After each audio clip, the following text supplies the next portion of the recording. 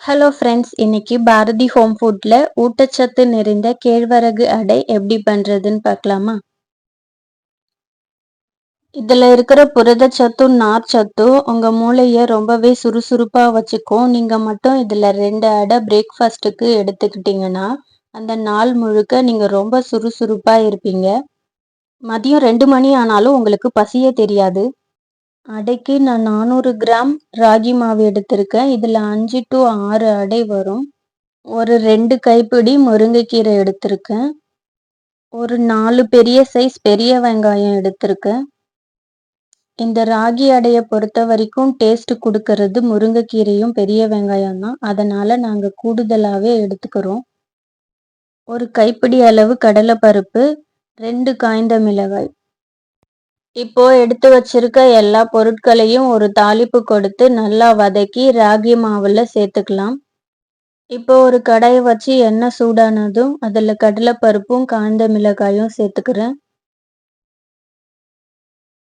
இப்போ கடலைப்பருப்பு பொரிஞ்சதும் நறுக்கி வச்சிருக்க பெரிய வெங்காயத்தை இத கூட சேர்த்துக்கிறேன்.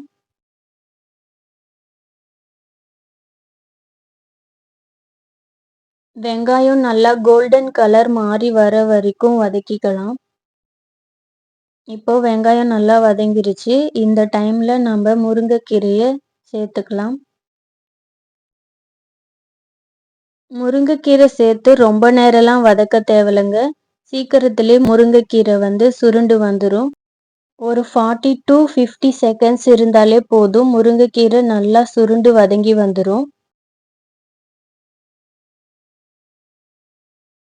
இப்ப பாருங்க, முருங்கைக்கீரை நல்லா சுருண்டு வதங்கி வந்துருச்சு. இப்போ இத எடுத்துட்டு தோசைக்கல்ல வச்சுக்கலாம். நம்ம அடை தட்டுறதுக்காக. தோசைக்கல்லு கொஞ்ச நேரம் காயட்டும். இப்போ வதக்கி வச்சிருக்க பாத்திரத்திலேயே மாவை நேரடியா கொட்டிக்கலாம். இப்போ தேவையான அளவு உப்பு சேர்த்துக்கிறேன். மாவு பிசையறதுக்கு சுடு தண்ணிலாம் தேவையில்ல. சாதாரண தண்ணியே ஊத்தி பிசைஞ்சுக்கலாம். தண்ணிய கொஞ்சம் கொஞ்சமா ஊத்தி பிசைஞ்சுக்கலாம். அப்பதான் மாவு பதம் கரெக்டா வரும்.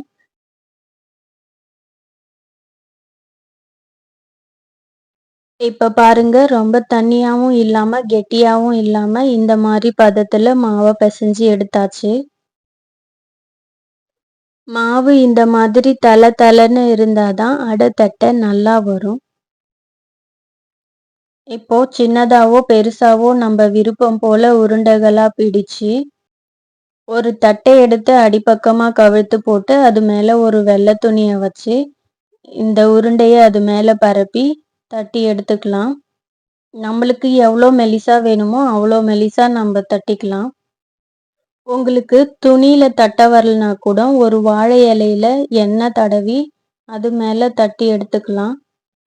நம்ம அடை தட்டும் போது மாவு நம்ம கையில ஒட்டாம நல்லா அடையும் வட்டமா வரணும்னா சைட்ல கொஞ்சம் தண்ணி வச்சு கைய நனைச்சு தட்டிக்கோங்க.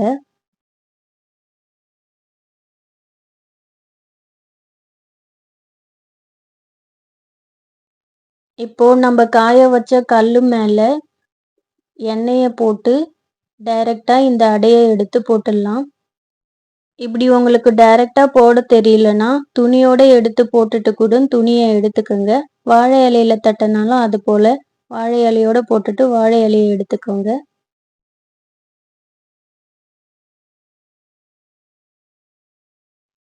இப்போ அடைக்கு தேவையான எண்ணெய் சேர்த்துக்கிறேன். ராகி அடை பொறுத்த வரைக்கும் கொஞ்சம் எண்ணெய் செலவு ஆகும் தான். இல்லைன்னா நம்ம கம்மியா எண்ணெய் ஊற்றினா அடை வெள்ளை பூத்த மாதிரி வெள்ளை வெள்ளையா இருக்கும்.